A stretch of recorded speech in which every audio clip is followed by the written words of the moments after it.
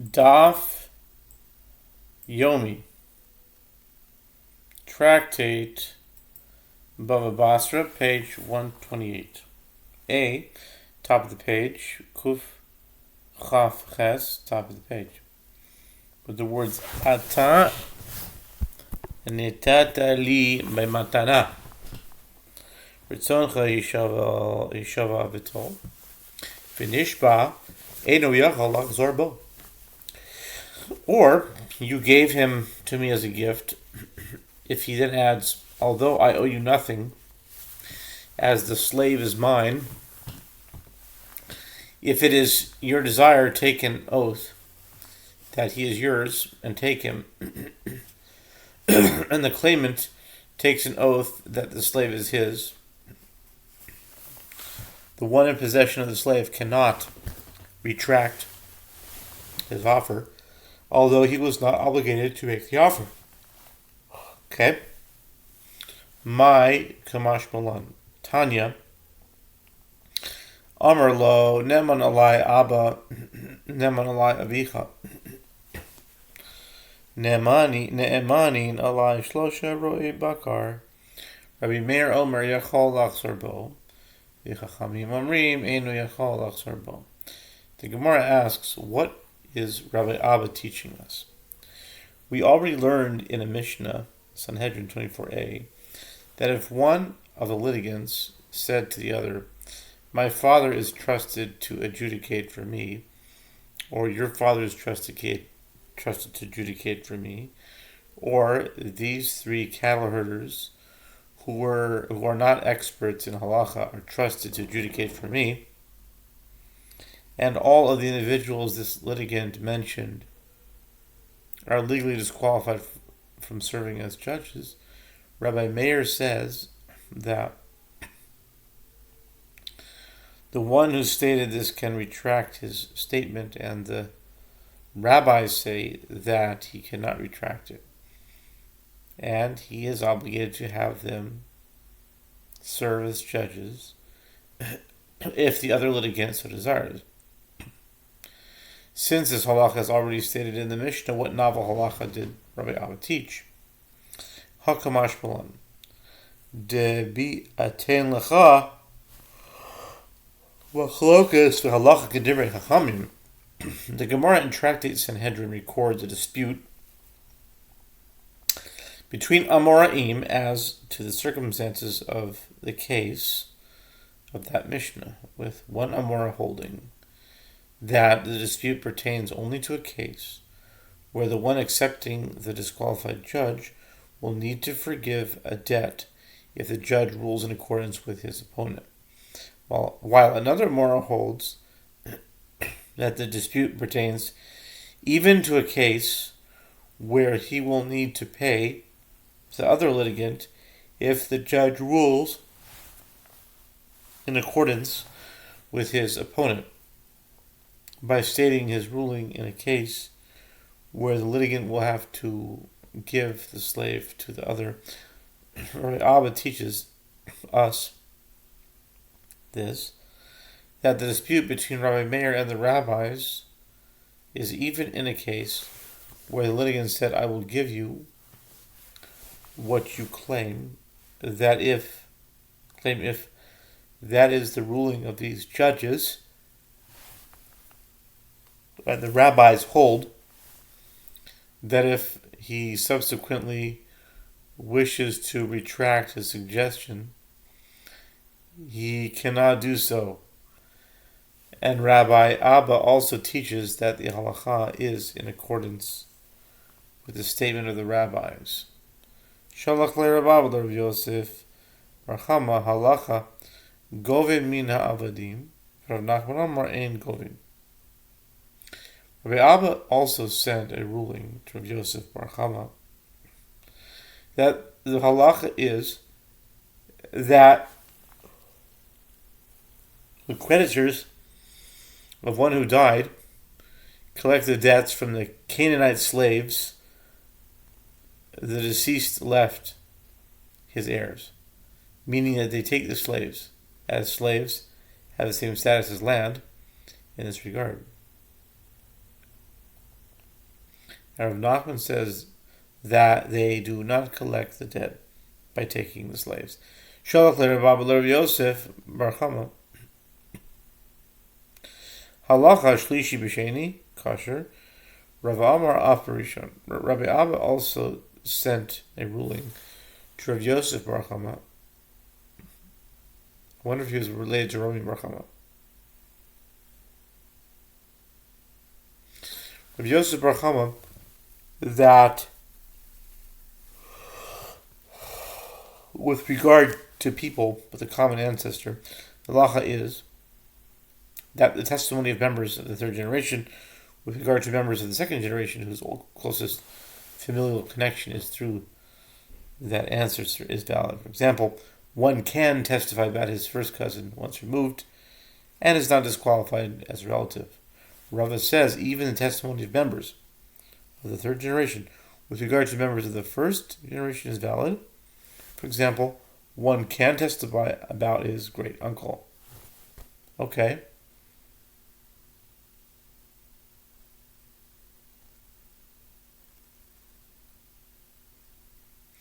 Mar Ravashi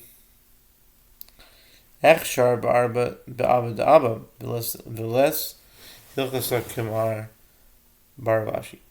Mar Ravashi deemed one's testimony with regard to one's father valid, as he considered the case of testimony of a member of the third party with regard to a member of the first generation, which Rava deemed valid, but the halacha is not in accordance with the opinion of Mar Baravashi.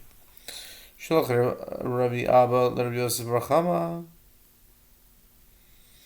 Haya yodea lebeidus karka ad shelo nistama v'nistama pasul. Rabbi Abba also sent a ruling to Rav Yosef Bar Chama concerning testimony. If one knew information that could serve as a testimony about the boundary of another's land before he became blind, and then he became blind, he is disqualified from bearing witness in a dispute as to the boundaries of that person's property. Shmuel Amar Kasher Efshar de Mechaven Mitzranasa Avaglima Lo Rav Sheshet Amar Afilu Gelima Efshar de Mechaven Midas Arko Midas Rakbo Aval Nischa Lo Rav Papa Amar Afilu Nischa Nisacha Efshar de Mechaven Midas Mashkalo Sav. Okay. And Shmuel said he is fit to bear witness as it is possible for him to determine the boundaries. It is possible for him to determine the boundaries of the fields despite his blindness, but he is not fit to identify a movable item, such as a cloak, as he cannot see it. Rav Sheshet said he can identify even a cloak, as it is possible for him to determine its length and its width, but he is not fit to identify a piece of silver. And Papa said he could identify even a piece of silver, as it is possible for him to determine its weight. Meisvei, the Gemara raises an objection from a Braita to Sefta. Okay, Haya Yodelo, Edus Ad Shalo Nasachasano, Pikeach, Nizcharesh, Piteach, Benistama, Shafui, Venishchata Apostle. The Gemara raises an objection from a Braita. It's in Hedron 3.5. Said to Sefta. If one knew information that could serve as a testimony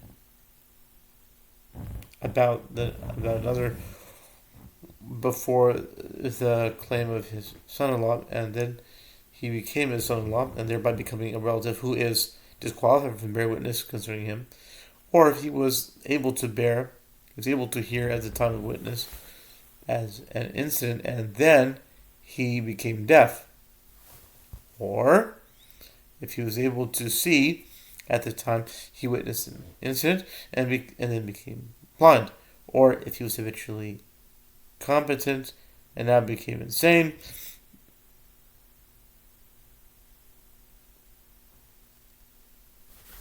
In all these cases, it is disqualified from bearing witness. Aval haya yodea lo be'edus ad shelo naseh choseno v'naseh choseno meso bito pikeach v'niskarish v'chizer v'nispakach biteach v'nisamach v'chazer v'nispadach shafui v'nishtachta v'chazer v'nishtach kasher.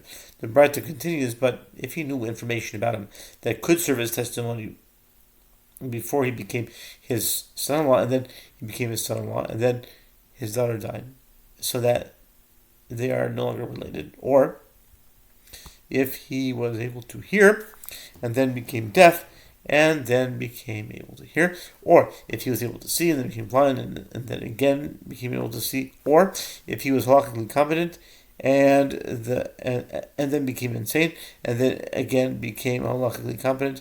In all these areas, he is fit to bear witness.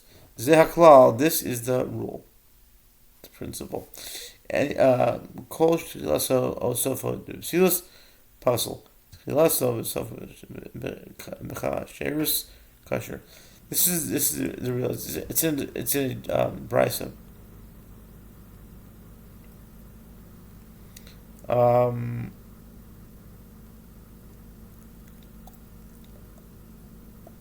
Let's see where we were. We skipped the whole thing.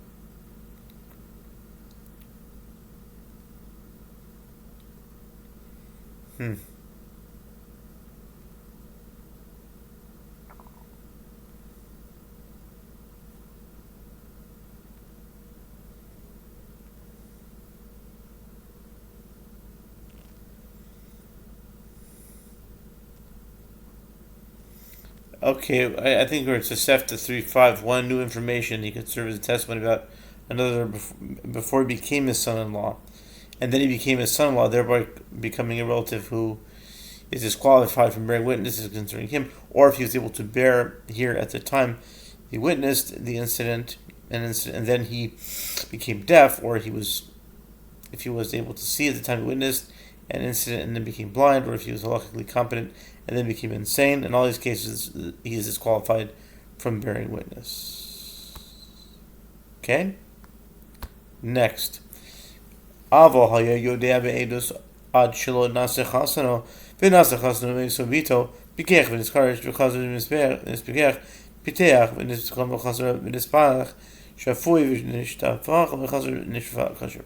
The Batra continues, but if he knew information about him that could serve as testimony about him that could serve as testimony before he became his son-in-law, and then he became his son-in-law, and then his daughter died, so that they are no longer related, or if he was able to hear and then became deaf and then again became able to hear, or if he was able to hear and then became blind and then again became able to see, or if he was halakhically competent and then became insane and then again became halakhically competent. In all these cases, he is fit to bear witness. Zerklal. The Batra continues, this is the principle.